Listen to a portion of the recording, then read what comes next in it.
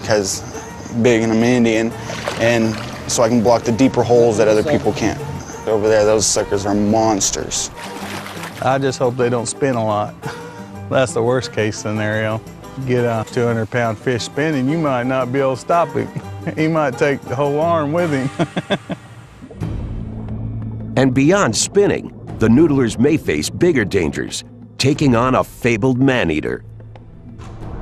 The whale's notorious reputation makes headlines. River bathers describe a hulking fish with a gaping mouth, biting at their legs and feet. Few river fish inspire such fear.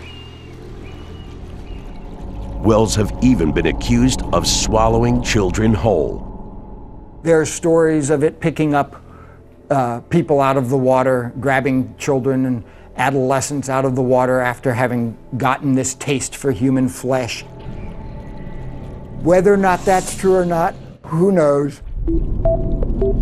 Like a flathead catfish on steroids, whales can stretch up to 3 meters and have been purported to weigh a staggering 303 kilograms. These lumbering bottom dwellers have a powerful tail fin that propels them through the water like darting battleships.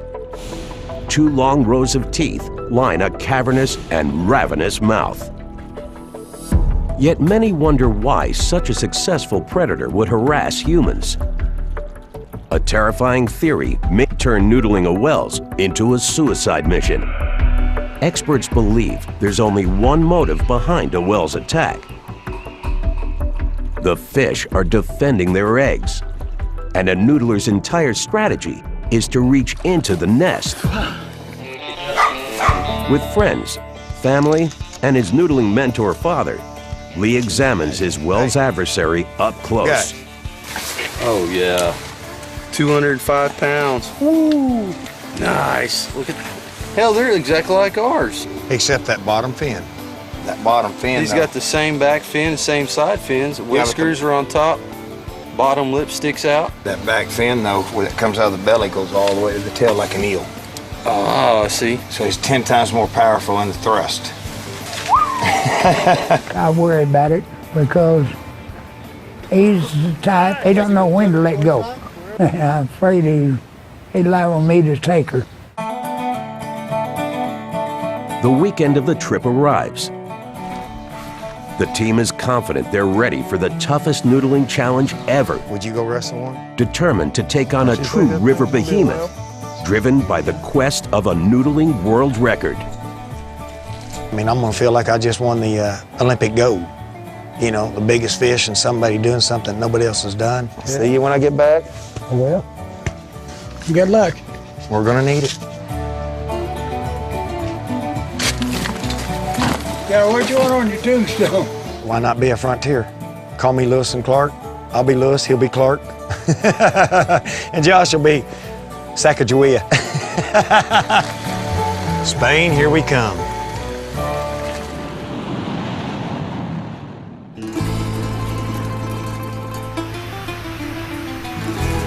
Thousands of miles from their home turf in Oklahoma,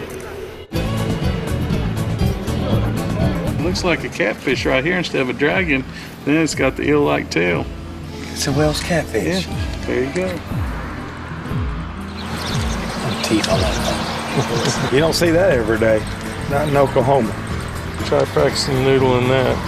See what happens. He got a little more teeth and bigger teeth than catfish. Spain's Ebro River, 250 kilometers outside Barcelona. Accustomed to noodling waters they know by sight and feel, Lee McFarland and his fellow noodlers face unknown terrain. Nearly run out of petrol driving up here. To find their ultimate target, the team needs help uncovering the whale's catfish's favorite hideouts. We're going to have a little look now at some of the areas that we're going to go to by boat. Experienced fishing guide Stephen Buss takes the men out for reconnaissance. Some of the natural areas for where they spawn, so and they'll be around that area pretty much all of the year. When we're doing it, when we're getting wet. I suppose once you've tried it, you know, you get your experience, that's where you get your bravery from, but I don't know, it's mad. I mean, I just can't wait to see it, really. the team arrives at a known Wells spawning spot. shame. It's time for their first ever noodling challenge on foreign soil. Think there's any catfish in this water? We're gonna find out. Immediately, Lee's veteran instincts kick in. That's what I was looking at. That right there is like, that's what we noodle in Oklahoma, that stuff right there. You know, you can noodle to your heart's content along this little bit of margin as well.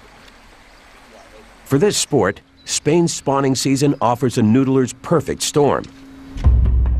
Rocky terrain, biting fish, and deep hidden lairs. From spring to summer, beneath these muddy waters, adult catfish fiercely defend new clutches of fertilized eggs, battling and chomping down on anything that comes near them. The noodler's mission? Find a nest big enough to hold a giant Wells catfish. Reach in and get bitten.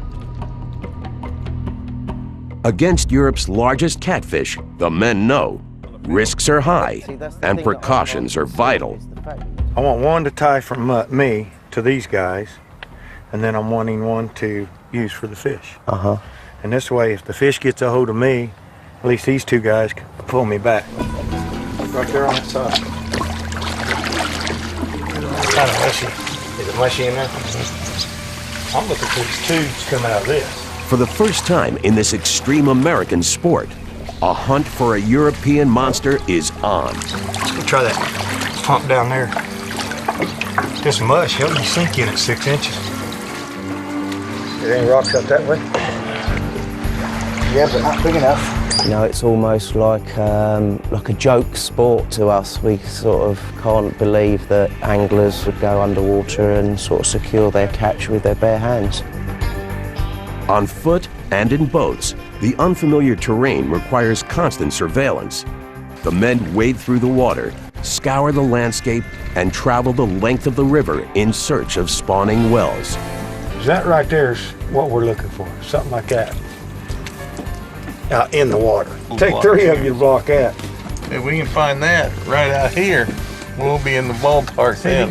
Smaller catfish find lairs more easily than mammoth wells. In search of these river whoppers, the team looks for the mother of all hiding holes. I don't know. We just gotta keep looking. How many miles of river have we checked? Frustrated, after hours searching with no luck, the team gives up, but only for now. We just gotta go look somewhere else.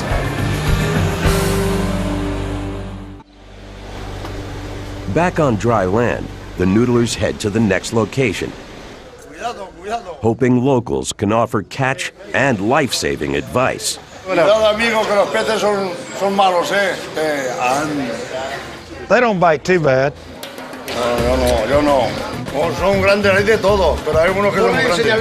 Language barrier, I'm lost. I'm just like, what? What's that mean? Che. Por favor. ¿Qué tal? Mucho gusto. Mucho gusto. Mucho gusto. You want to go catch one? That's why I needed an interpreter, because I don't understand it. ¿Pescar silurios con la mano? No. Why? No. ¿Por qué no? Porque es de locos esto, hombre.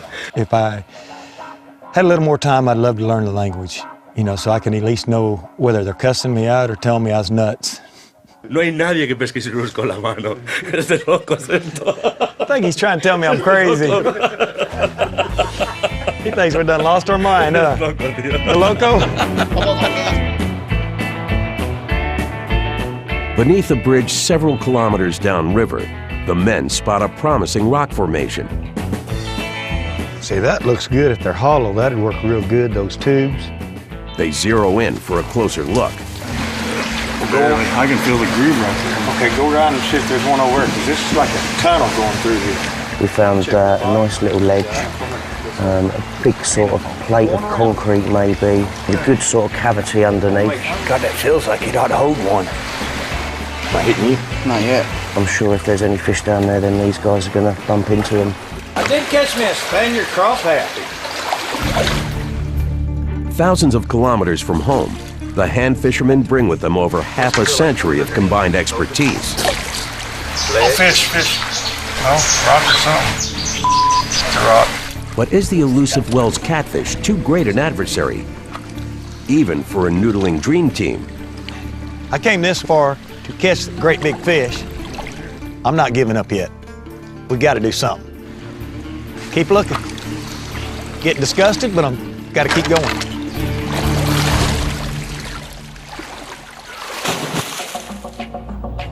Back across the Atlantic, it's an extreme barehanded fishing challenge to help save a species. A group of young scientists dare to grab, wrestle, and tag two of the world's most dangerous ocean predators by hand.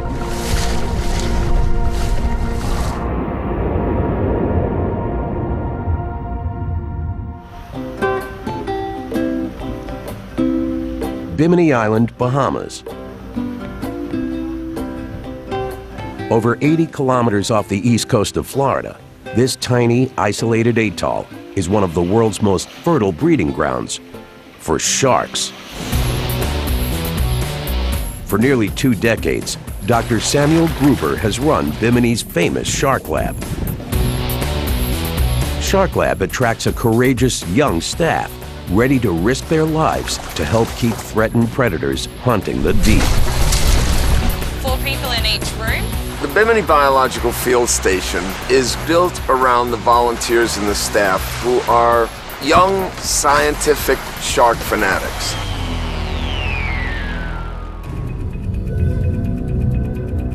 Two formidable apex predators who call the waters of Shark Lab home: the nurse shark and the lemon shark.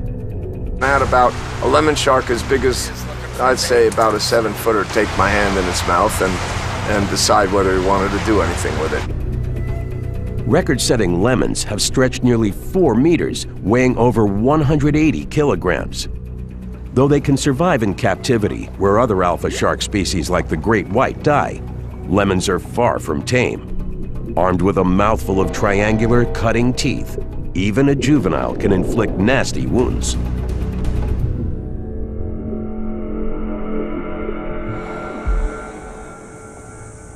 Handling these toothy specimens requires careful practice and training. Here we go. Whoa! Doc Gruber keeps a stable of young sharks in a pen to teach his scientific protégés the do's and deadly don'ts of shark grabbing. Okay, yep, I got one. This is a little baby lemon shark. This is a male. You can tell by these little extensions by his fin, and this little guy is not happy. So what I'm gonna do, I'm gonna put him to sleep right now. I'm gonna put him to sleep. All right, come on, guy. All right, now to put him to sleep, I simply turn him over. It takes a couple of seconds, and he goes to sleep. Okay, there, that's cool, he's asleep. 2 fingers. Today, Shark Lab plans to tackle their most dangerous but critical species-saving missions. Tagging 2 separate predators with radio tracking devices. Data on shark populations and migration patterns help scientists protect these apex predators in an ecosystem under siege. One mission requires a free dive in shark-infested waters.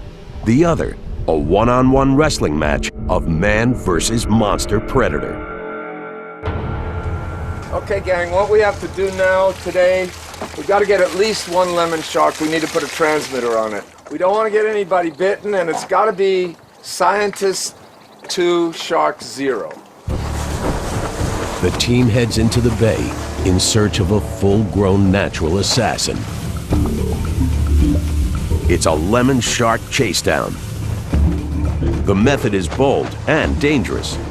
To insert a radio tracking tag, the team plans to taunt and corral a lemon shark, ultimately grabbing it with their bare hands. You guys haven't seen anything yet, huh?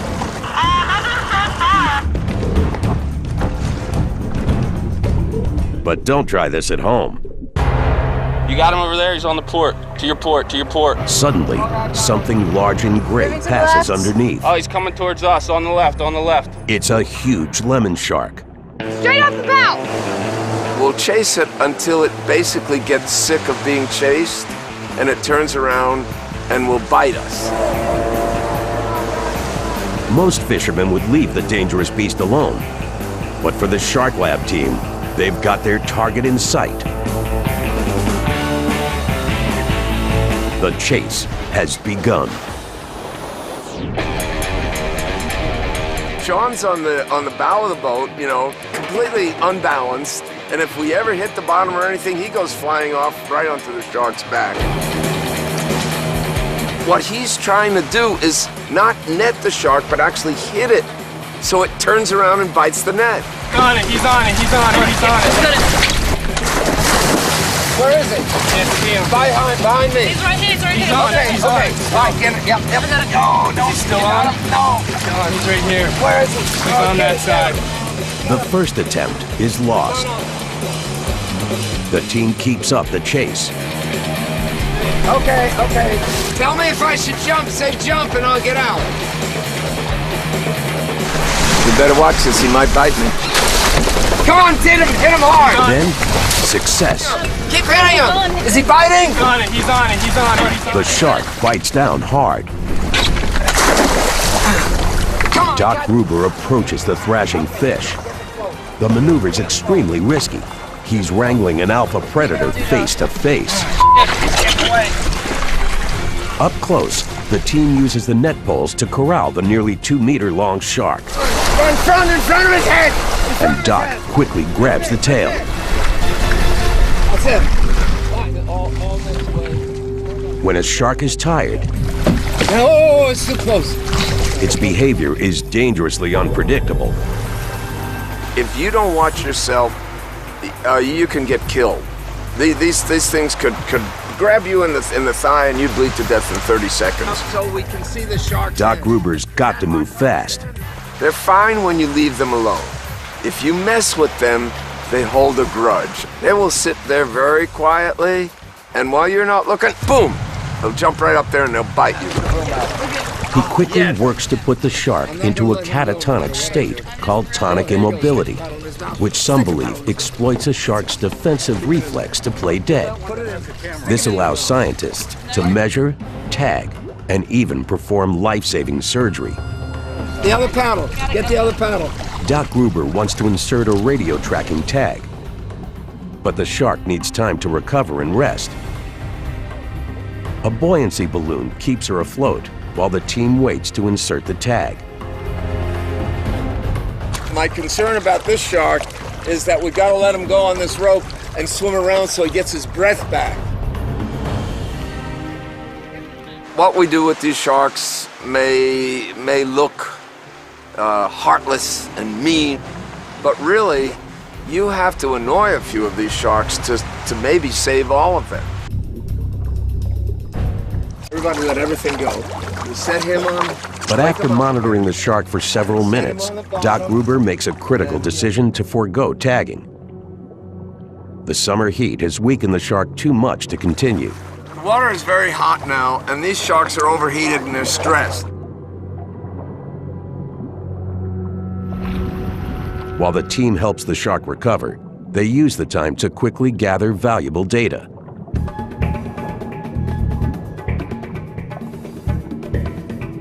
Basically, we'll go down to them, we'll cut a little piece of fin off for DNA, and we'll take a measurement. We'll keep a crew here hanging around till they swim off. This one's already tried to swim off. The divers swim with the exhausted animal to help move water through its gills.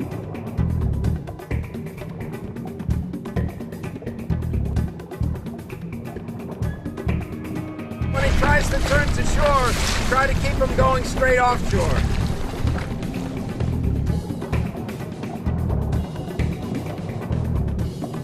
Sean, let him swim on his own.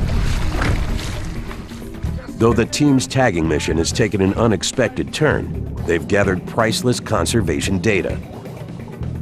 And for the Shark Lab, the day's work isn't over yet. Shark Lab team members Sean and Jim have another task. Find a nurse shark and bring it to the surface, bare-handed. Nurse sharks, pound for pound, they're probably one of the strongest sharks out there. So bear hugging a 9-foot nurse shark might not be the smartest idea, but some of the smaller ones I could get away with it. Old as dinosaurs, Nurse sharks are true prehistoric predators, able to grow just over 4 meters long, weighing more than 130 kilograms. 2 dangling feelers called nasal barbels enable these notorious hunters to stalk their prey before slurping it down. The nurse shark's giant throat cavity sucks in victims like a vacuum, raking meals across hundreds of flesh-shredding, serrated teeth. Sean and Jim are anchored off a large coral reef, a popular nurse shark hiding place. Scanning the bottom, Jim spots their target. John, there's one over here. Sean freedives 6 meters to survey the scene.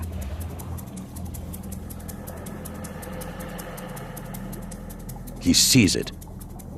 The notoriously tough predator is just under 1 meter long and wedged under the reef. This capture will be no easy task. After one last gulp of air, Sean approaches cautiously, armed with only a lasso. The diver strains to hold his breath and reaches from an awkward angle. The second he makes contact, the situation can turn dangerous fast.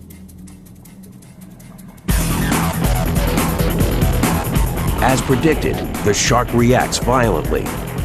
The thrashing predator snaps out at the rope, the divers, anything in reach. The 2 men grapple with the agitated predator, keeping just enough distance to avoid the vacuum suction of its mouth. It's thrashing around, it's trying to get away from you, so you grab it in one spot and the shark just turns around and your hand slips off and it's coming at you, so you're pushing it away with the other hand. Gathering his courage, Jim makes a bold move, grabbing hold of the bucking beast by the fins. He's got it in hand, but getting it out of water is the diver's next challenge. Jim clings to the writhing shark, risking his safety every second he's got the beast in his arms. At last, Sean and Jim have the nurse shark on board. You almost got me a couple times. To avoid harming the animal, they know the tagging has to happen fast. Yet any carelessness could cost them a limb. The 2 divers quickly implant a tracking tag and prepare the beast for a safe release. Okay, here we go. With practiced speed, the men get the tagged nurse shark back in the water. All right, off you go, and away it goes, perfectly fine.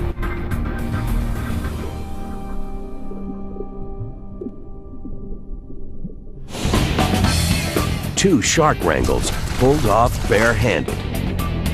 Today, the lab is 2 missions closer to protecting and preserving some of the ocean's most amazing alpha predators.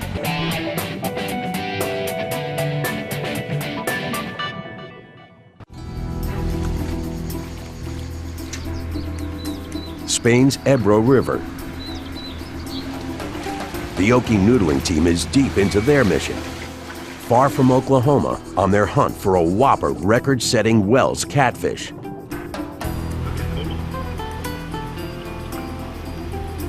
In Oklahoma, this would have fish under it. It's wide open. It goes way back up underneath there, tapers off. It's got a cavity right in there. You can trap your fish. This would be a perfect spawning spot where, our flat is. We've had a bit of a rise and fall in river level. Storms brought some rather unexpected weather and some water into the system. But 2 full days of a frustrating search Go look again. is straining the team's patience and confidence. They ain't where we normally would catch them. They've got to be somewhere. We got to try something different. Change it up. Change strategies. Yep. Reeds is about the last thing we haven't done. After 48 hours with no luck, the men decide on their next terrain target. Dense reeds flanking the river's small islands. The Wells often use tall grass as a nest, a noodler's target. The team's plan is to approach the unsuspecting fish and grapple it straight out of the reeds. Check out that dark one. That's a big one. Two of them right over there in the shallows. See the dark shadows moving? I see it. I see it moving up. One going down too. You might have a chance in this. Stealth is key for a surprise attack. But Mark McFarland is aware of the dangers of a blind strategy. I started getting just a little, maybe scared. I guess more respect for the fish that I haven't seen yet. Having to crawl back in the reeds on all fours to get to their fish, you know. I'm thinking, wow, this is almost like a monster or something. At any moment, the men could bump into Europe's biggest, most notorious catfish. Danger. Yeah, you never know. It's a big river. There's some big fish in there. Very brave. You know, them brave men, true men, yeah. But the massive Wells has evaded the team once again.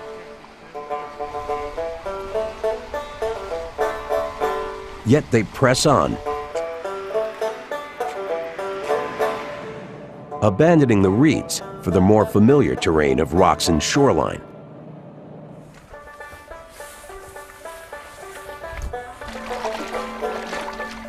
Nice looking rocks. Let's try it. See if there's a hole. Oh, ow, ow, ow. Just look around and see if you can find a hole. Got a hole? Got a hole? Got it.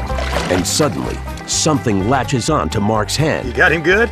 Yeah. Need help? It just depends on what he does when I get him out. With no idea what he's got, he grapples the fish. Experience tells him to move fast and strong. But the fish is fighting back, growing heavier by the second. Ow! I got all tail, right here. Head down here. Mark tightens his grip. You got him good? I got him now. I got bottom lip. We'll bring him out. Marshals his strength. It's all you. And gives a strong pull. At last, together, they've got it. Easy. It's a small Wells catfish. Mark estimates it weighs just under 9 kilograms. First noodle catfish abroad. Now if we can just get a bigger one. It's not the whopper he's hunting, but it's the team's first noodle battling a feared catfish opponent on foreign soil. It's just experience. Finding the first hole, finding the first fish. It's pretty cool. Oh, now that's just a baby. These little ones I'm used to. I want something bigger than what I'm used to in my own waters. That's what I came over here for. Huge fish, that's what I'm after. Let's turn him loose and let him grow up. Lee releases the small Wells. In addition to his quest for a monster specimen, Lee's committed to sustainable noodling, saving catfish for future generations. Touch the fish in the water. The team soon faces their last day in Spain. Over 8,000 kilometers from home, only time will tell whether they'll have the ultimate showdown of man versus fabled man-eater, a giant Wells catfish.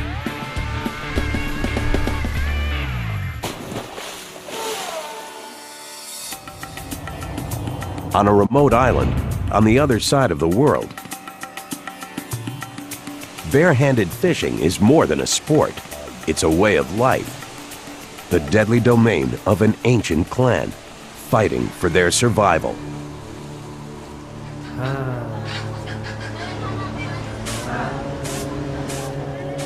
Lembata, Indonesia. This tiny South Pacific island is home to one of the oldest traditional fishing communities on Earth, the Lamalera. We cannot grow food here or raise much livestock. Only the ocean provides what we need to survive. Our lives revolve around it.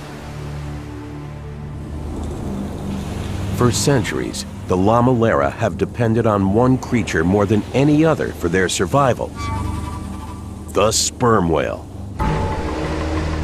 Though today this diet staple may seem controversial, the clan subsists in harmony with all creatures of the ocean, never taking more from the seas than they need, using every part of every whale they catch. Our ancestors were brought to this island on the backs of whales.